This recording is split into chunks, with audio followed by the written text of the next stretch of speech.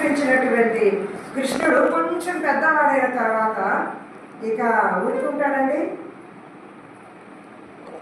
వాస్తవాన్ని, ధర్మాన్ని తెలియచేయాలనుకున్నాడు. ప్రకృతిని గౌరవించండి అని చెప్పాడు. ప్రకృతి శక్తులను, దేవతలను పూజించండి అన్నాడు. భగవద్గీతలో మనకు పరస్పరం అనేటువంటి పదం వస్తుంది. దేవతలని మీరు ఆరాధించండి, దేవతలు మిమ్మల్ని కరుణిస్తారు. ఆ నిజాన్ని చెప్పక మునిపే చేసి చూపించారు. భగవద్గీత ఇంకా చెప్పలేదు కదా, కురుక్షేత్రం ఇంకా రాలేదు కదా, అంతకు ముందే దానిని ఆచరింపచేయించారు. అప్పుడే కదా మీరందరూ దేవతలు మమ్మల్ని కాదని గిరిని గౌరవించటమా, ప్రకృతిని పూజించటమా, మమ్మల్ని కాదనటమా అని భయంకరమైనటువంటి సృష్టి విపరీతాలను తయారు చేయటం, వాటి నుంచి ప్రజల్ని, గోవులను, గోపాలకులను అందరినీ రక్షించాలనేటువంటి ప్రయత్నంతో బలరాముడు నాగలిని వేసి కొండను కదిపి పైకి లేపితే కృష్ణుడు చిటికెడు వేలుతో లేపాడు. బాగుంటుంది కదా దృశ్యం, చాలా బాగుంటుంది.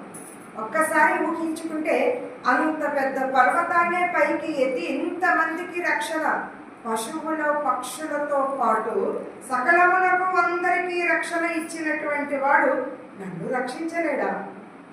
నేను ఒక్కదాన్ని, పిచ్చుక లాంటి దాన్ని, చాలా చిన్నదాన్ని, ఒక్కదాన్ని. ఈ అనంత విశ్వంలో నేనెంత, అంతటిని రక్షణ కల్పించిన వాడు నన్ను రక్షించడం.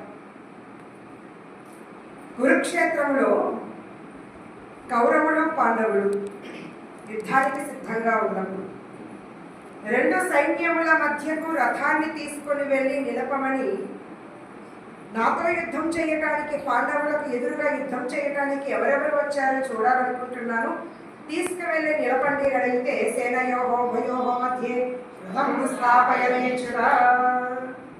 తీసుకువెళ్ళి ఆయన ఏం చేశారు? దుర్యోధనుడు, దుశ్శాసనుడు, కర్ణుడు వీళ్ళ ఎదురుగా నిలబెట్టింటే కోపం రెట్టింపు అయ్యేది. అద్భుతంగా విజృంభించేవాడు యుద్ధంలో. మరి ఈయన ఏం చేశాడు? కృష్ణుడు ఏం చేశాడండి? గురువుకు, తాతకు ఎదురుగా నిలబెట్టాడు.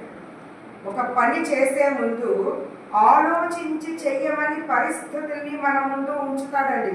అయినా మనము గుడ్డి వాళ్ళ మాదిరిగా చూడకుండా, పట్టించుకోకుండా తీసుకునే నిర్ణయాలకు, చేసే పనులకు మనమే బాధ్యులం. ఆయన దారి చూపుతూ ఉంటాడు. చేస్తున్నావు, తప్పనిసరి చేస్తున్నావు.